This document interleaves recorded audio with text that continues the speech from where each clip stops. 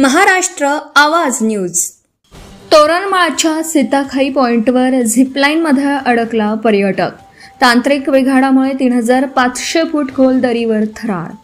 कर्मचाऱ्यांच्या तत्परतेने सुखरूप सुटका.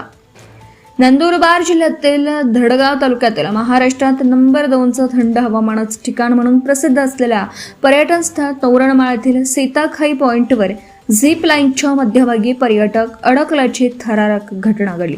सुमारे 3500 फूट खोल दरीच्या परिसरात उभारण्यात आलेल्या झिप लाईनवरून प्रवास करत असताना अचानक तांत्रिक बिघाड झाल्याने पर्यटक हवेतच अडकला.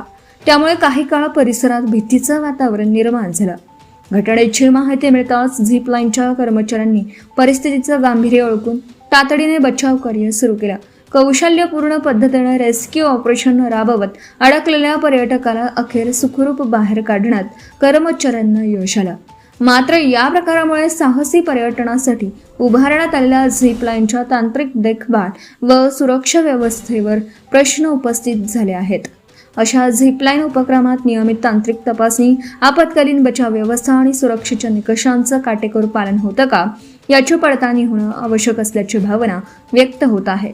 ही घटना पर्यटकांच्या सुरक्षेच्या दृष्टीने गंभीर बाब मानली जात असून संबंधित यंत्रणेने झिप लाईनची तांत्रिक तपासणी करून भविष्यात अशा घटना घडू नयेत यासाठी आवश्यक प्रतिबंधात्मक उपाययोजना कराव्यात अशी मागणी होत आहे. Subscribe now and press the bell icon. Never miss an update.